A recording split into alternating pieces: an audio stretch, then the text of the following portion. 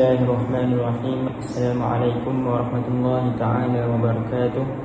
Allahumma salli wa sallim wa barik ala maulana Muhammad al-Fatih lima ughliq wal khatim lima sabaq nasirul haqqi bil haqq wal hadi ila siratikal mustaqim wa ala alihi wa sahbihi haqqa qadrihi wa miqdarihi al-azim fi kulli lamhatin wa nafasin 'adada ma wasi'ahu 'ilmuka amin amma ba'd. Jadi insya-Allah hari ini kita sambung perbahasan kitab Mukhtasar Jiddan yang mensyarahkan matan Al-Ajurrumiyah yang dikarang oleh Syekh Zaini Dahlan.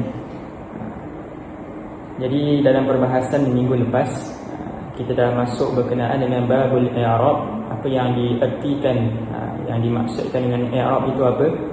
Iaitu al-i'rabu huwa taghyiru awakhiril kalimi لاختلاف العوامل الداخلة عليها لفظا أو تقديرا.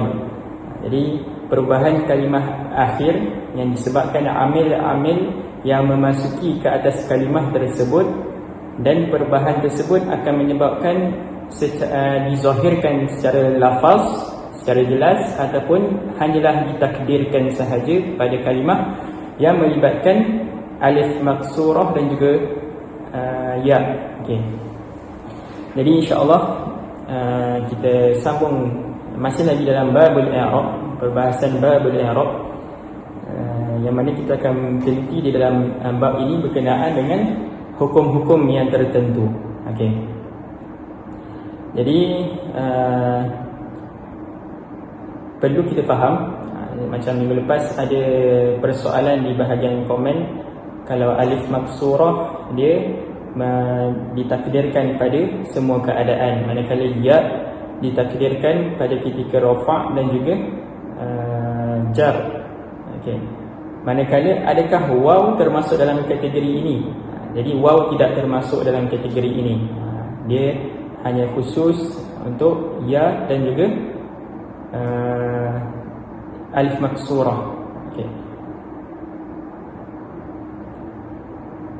Jadi apabila melibatkan kalimah-kalimah yang huruf sakit ini, jadi perbahasan dia secara mendalam seharusnya kita meneliti ataupun mempelajari dalam kitab Sharaf.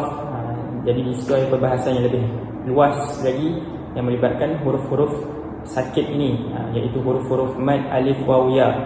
Jadi perbahasan di dalam ilmu Sharaf, kalau kita tengok dalam syarah Kailani sebagai contoh yang mensyarahkan matan Izzi, di situ disedangkan secara detail lah apa yang dimaksudkan sebagai ajwaf, mithal dan sebagainya. Okey. Okey, jadi kita masuk perbahasan bahagian-bahagian i'rab. Okey.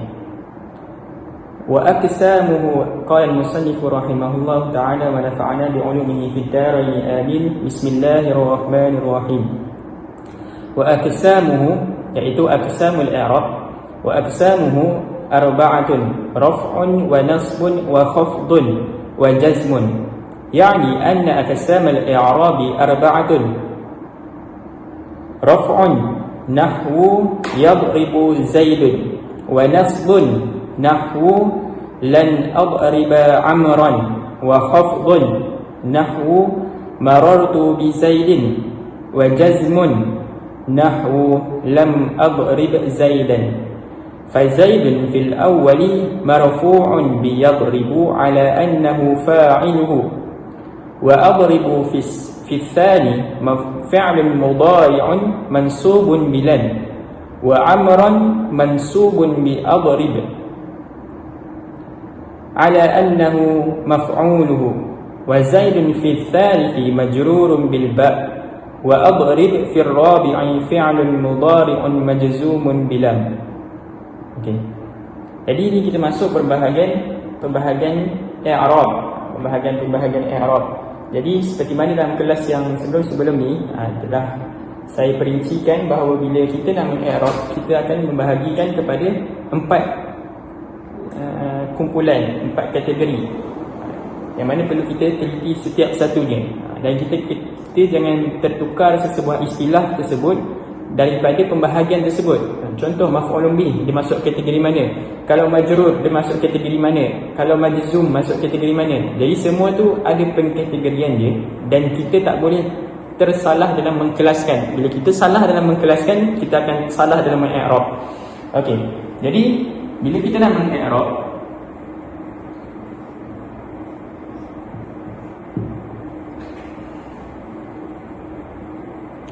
bila nak mengi'rab, kita tengok pada 4 sisi, iaitu mauqi' dia, kemudian kedua hukum, yang ketiga alamah, yang keempat sabab. Okey, mauqi' ini adalah kedudukan.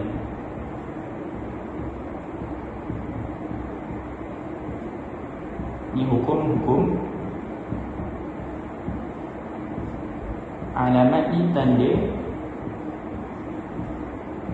Sabab ni sebenarnya adalah sebab, tapi dekat sini dia adalah jenis kalimah tersebut.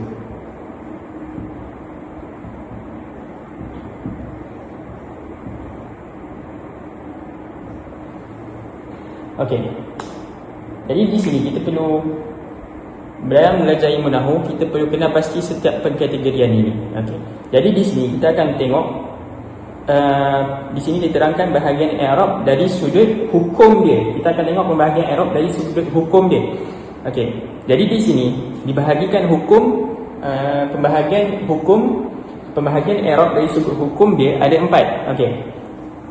Iaitu rafa', nasab, khafat ataupun jar, seperti mana yang kita dah sebutkan sebelum ni. Kalau khafat ni adalah istilah yang digunakan oleh ulama Kufah, mazhab nahwu Kufah.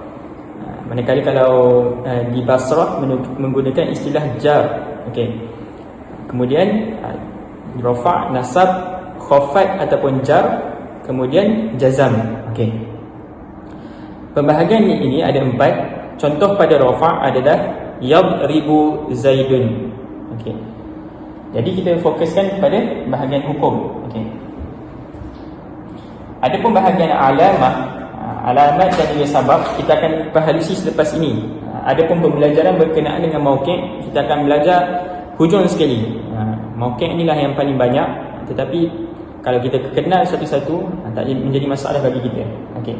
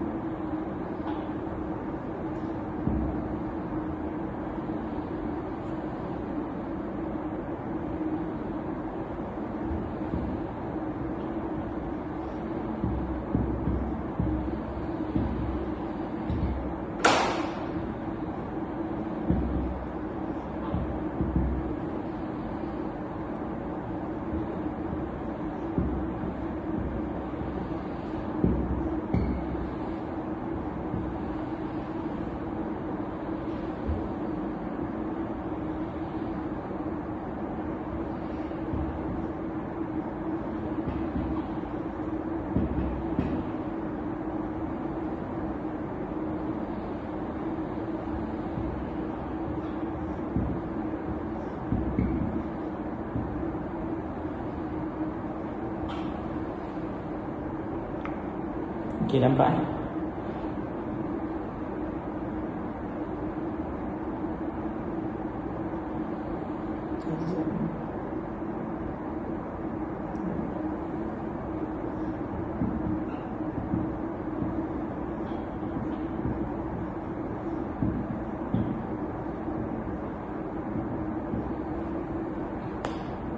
Okey, kita pergi satu persatu. Dia ada pembahagian ini hanya ada 4. Dari sudut hukum i'rab hanya ada 4. Rafa', nasab, jazam, khafat ataupun jar. Jadi ni memang kita perlu hafalkanlah. Ini paling pembahagian yang paling sedikit, yang paling mudah untuk kita kenal, untuk kita memahami posisi i'rab sesebuah kalimah. Okey. Okey, jadi kita tengok yang pertama. Zaidun yang pertama. Okey. Zaidun di sini dia adalah marfu'un. Dia dihukumkan sebagai marfu'. Kerana apa? Kalau kita nak meng-i'rab dia, Zaidun ini, yang pertama kita lihat pada sudut mauqi'. Sebelum ni kita dah saya dah perkenalkan bila ini dalam konteks ayat ini, yadribu Zaidun, Zaid memukul. Zaid memukul, maksudnya dia adalah seorang pelaku. Apabila dia seorang pelaku, mauqi' dia, bahagian yang 4 yang awal tadi, bila kita nak i'rab, mauqi' dia adalah fa'il. Bila fa'il, automatik dia akan jatuh pada hukum marfu'. Okey, jadi di sini dihukumkan sebagai fa'ilun, fa'il marfu'. Okey.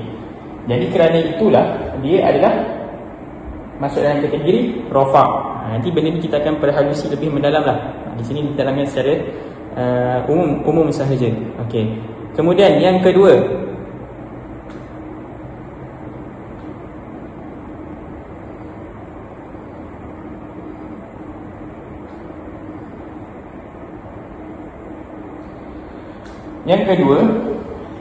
kita lihat pada adriba, lan adriba amran. Okey, lan adriba amran. Jadi di sini ada dua yang mansub. Ada dua yang mansub.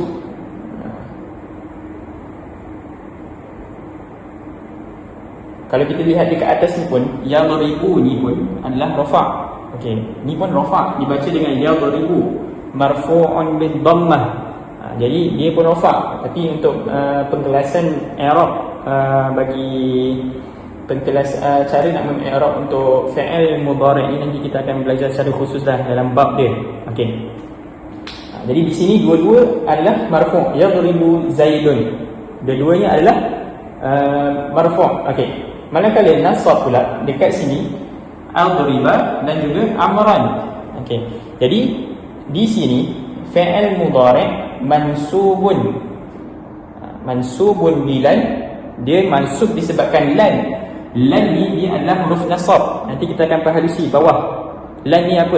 Dalam kategori mana? Lan ni apa sebenarnya? Okey. Ataupun kita terus terangkanlah. Okey. Lan ini huruf-huruf nasab dan juga huruf-huruf jazam. Kita akan pergi secara detail di dalam bahagian fi'il. Cuma di sini diterangkanlah sedikit. Okey.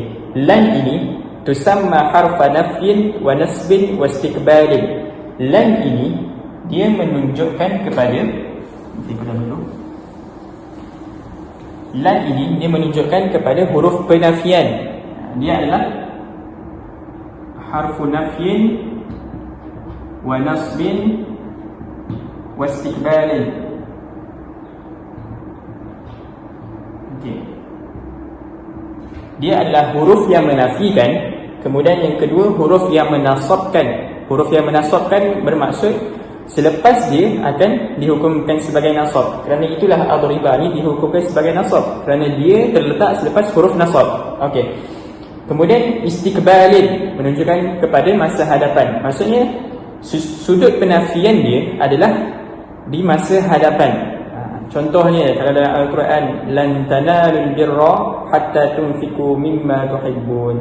Tidak sekali-kali kamu akan mendapat kebaikan sehinggalah engkau menginfakkan apa yang engkau sukai. Sekali-kali kita tidak akan mendapat kebaikan di masa akan datang, melainkan apabila kita menginfakkan apa yang kita suka. Okey. Kita tak akan mencapai apa yang kita suka, hendak dan sebagainya, melainkan bila kita infakkan yang kita sukai. Itu adalah satu penafian di masa hadapan lah. Okey. Kerana apa? Dinamakan sebagai harfa nafian nasbin istiqbal, kerana dia menafikan fi'il dan memansubkan dia dan menjadikan dia pada masa akan datang. Okey. Ni untuk lan. Okey. Jadi sebab itulah dihukumkan ni sebagai hukum nasab. Okey. Jadi di sini hukum nasab yang pertama, lan adriba. Okey, kemudian amran dia menjadi mansub juga. Kerana apa? Kerana dia adalah maf'ulun bih. Bila maf'ulun bih, automatik dia adalah mansub. Itulah yang kita dah pelajari juga sebelum ni. Maf'ulun bih ni benda yang terkena sesebuah perbuatan. Kalau pukul, dia yang terkena pukulan. Kalau sepak, dia yang terkena sepakan. Kalau memandang, dia yang dipandang. Dia yang menerima sesebuah perbuatan tersebut, menerima kesan sesebuah perbuatan tersebut. Okey. Jadi maf'ulun bih ni kalau dalam bahasa Melayu yang mudah kita nak kenali, kita nak kenal pasti adalah dengan kita bertanya soalan apa. Kita tanya soalan apa. Contoh, saya makan apa? Saya minum apa? Jadi yang menjawab persoalan apa itulah yang menjadi maf'ulun bih ataupun menjadi benda yang dikenakan sesebuah tindakan. Okey. Jadi di sini pukulan tersebut diterima oleh Amar. Pelaku dia siapa? Pelaku dia saya. Lan adriba, sekali-kali saya tidak akan memukul Amran. Jadi di sini dialah yang menerima kesan tersebut. Okey. Jadi dia adalah nasab, maf'ulun bih, mansub bil fathah. Okey. Okey, ni dua, rafa' dan juga nasab. Okey. Seterusnya kita pergi kepada yang ketiga, iaitu khafad ataupun jar.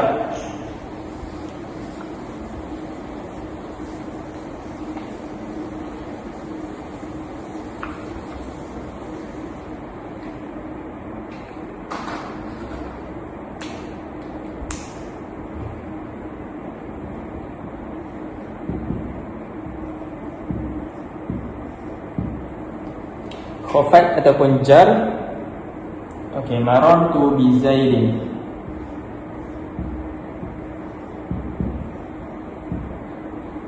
Okey, seperti dalam kelas yang lepas, khafad dan jar ni kita dah kenal. Dalam kelas yang sebelum ni pun saya dah terangkan.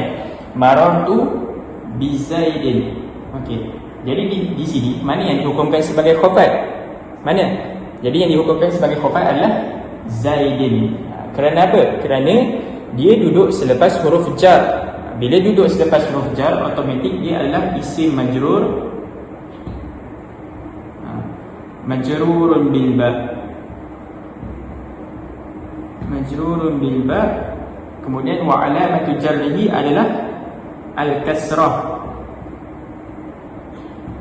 Alamat yang menunjukkan bil jar adalah kasrah, li'annahu ismul mufrad. Okey. Li'annahu ismul mufrad. Okey. Okey, jadi apa yang saya tunjukkan di sini, ini adalah contoh i'rab yang hampir sempurna lah, tapi saya tak tulis secara penuh. Inilah yang termasuk dalam kategori mauqi'. Ini adalah okey. Ini yang dinamakan sebagai mauqi'. Ini adalah hukum dia. Majrur disebabkan ba. Ba ni adalah huruf jar. Kita dah sebut apa-apa isim yang duduk selepas huruf jar, pertamanya menunjukkan dia isim. Kemudian yang keduanya dia akan menyebabkan isim itu berbaris bawah.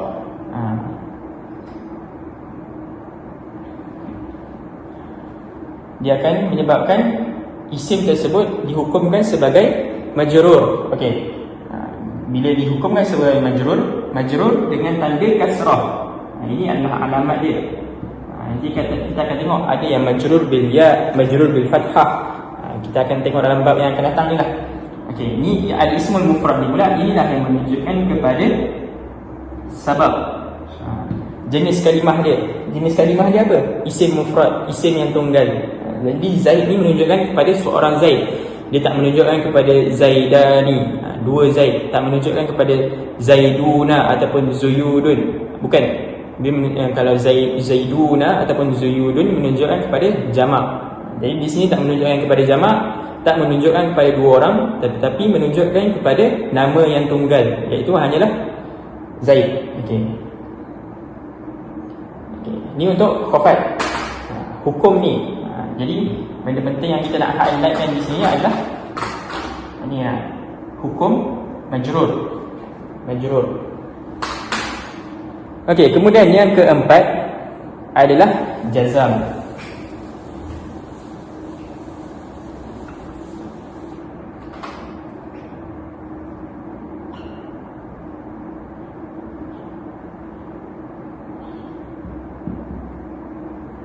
Okey. Adrib Zaidan.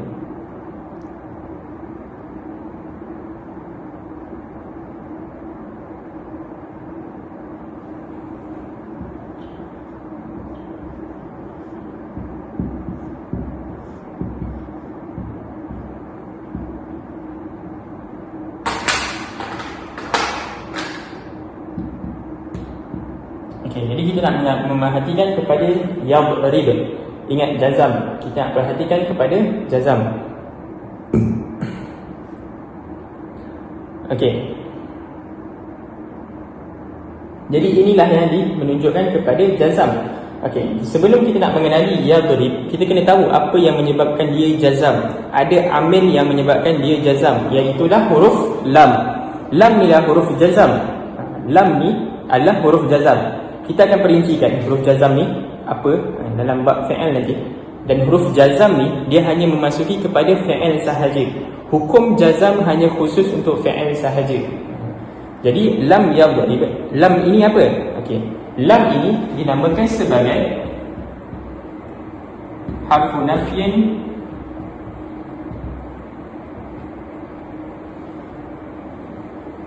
wa jazmin wa qalbin.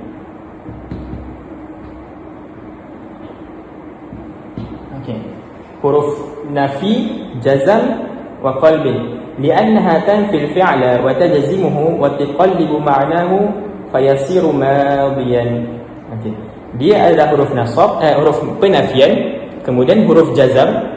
Huruf jazam ni yang menyebabkan jazam selepas dia lah.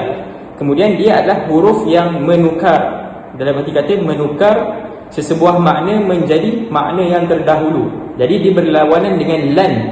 Lan tadi dia sebuah bentuk penafian pada masa akan datang. Manakala lam dia adalah penafian pada masa yang terdahulu. Okey.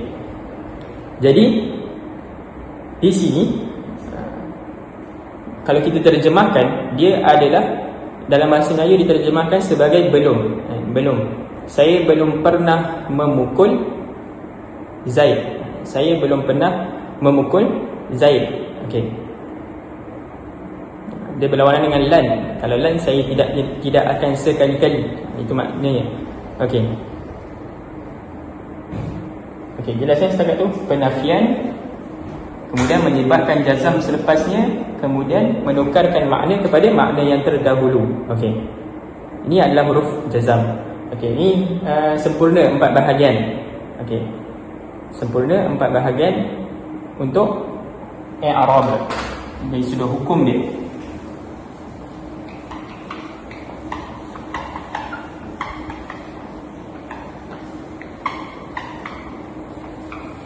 Jadi paling penting sekali memang kita kena kenal hukum dia. Nak kenal hukum, kita kena kenal mauqi' dia dahulu.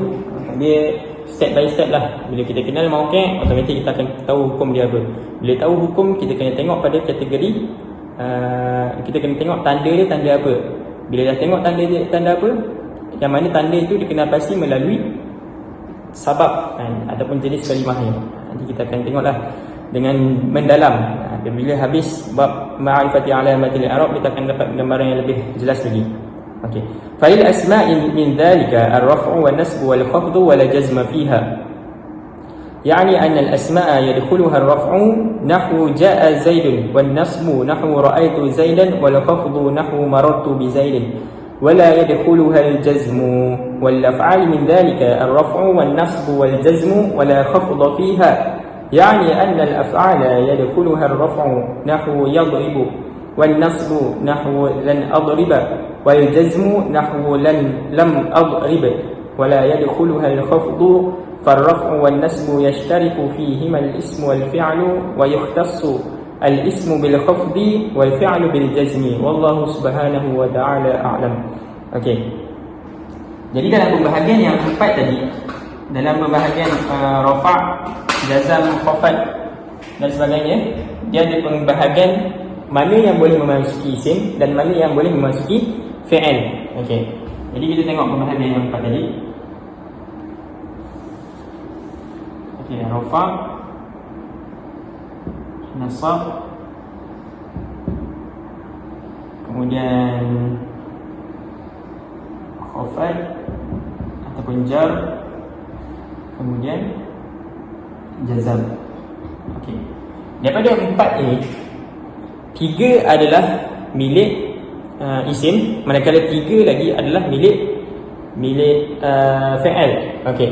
Jadi di sini 3 yang pertama ini adalah ketentuan untuk isim. Okay. Untuk asma', untuk isim-isim.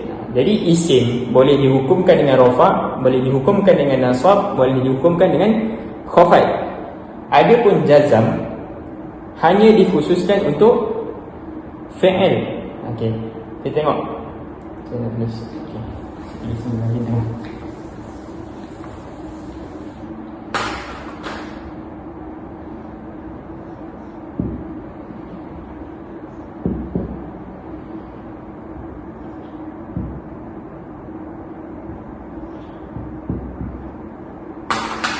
Okey.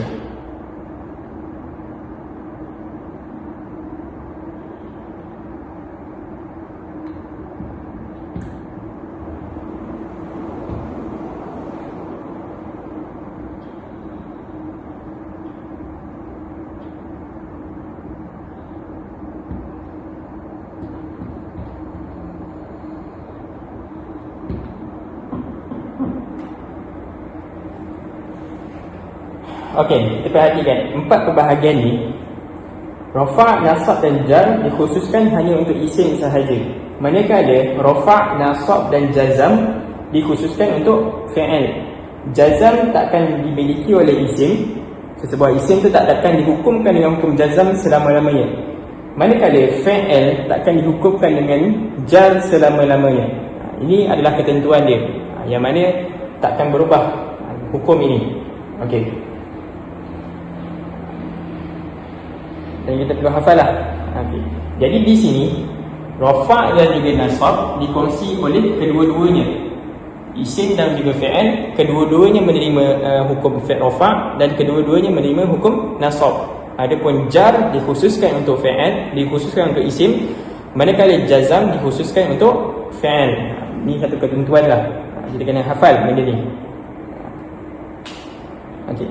Sebab itulah jazam tadi, bila kita perhatikan jazam, lam, contoh kalimah lam hanya akan memasuki kepada fi'il sahaja. Akan huruf-huruf jazam hanya akan memasuki kepada fi'il. Huruf-huruf nasab juga akan memasuki kepada fi'il sahaja, khusus untuk fi'il.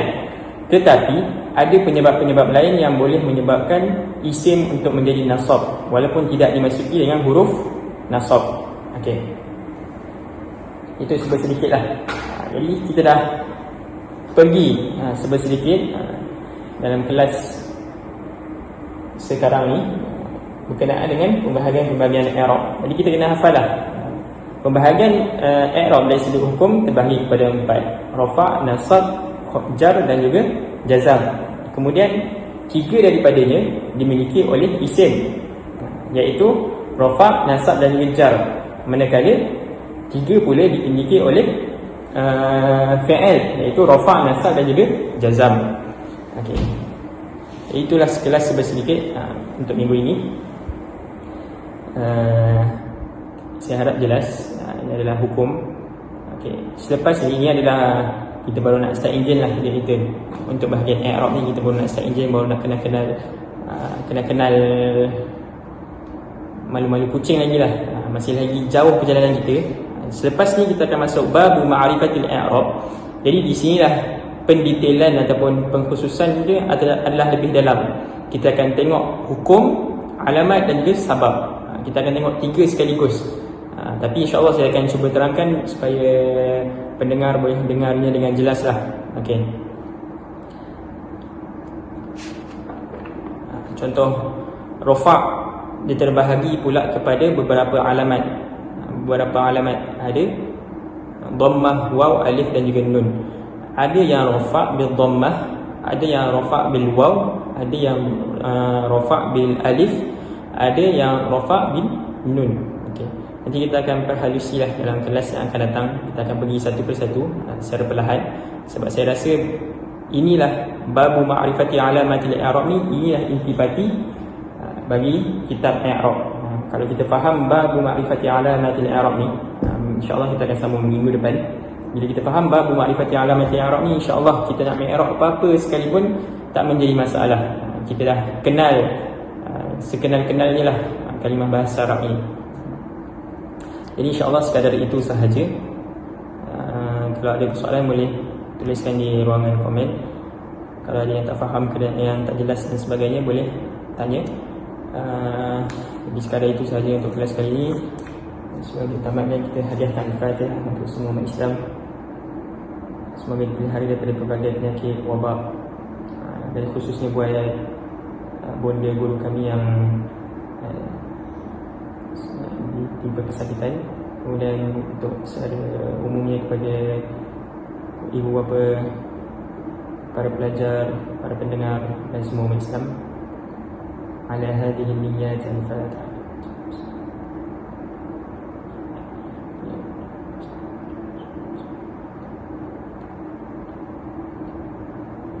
Wallahu ta'ala a'lam wa sallallahu ala sayyidina Muhammad wa ala alihi wa sahbihi ajma'in.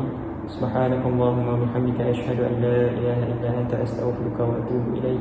عملت سوءا وظلمت نفسي فاغفر لي فإنه لا يغفر الذنوب إلا أنت. سبحانك اللهم وبحمدك أشهد أن لا إله إلا أنت أستغفرك وأتوب إليك.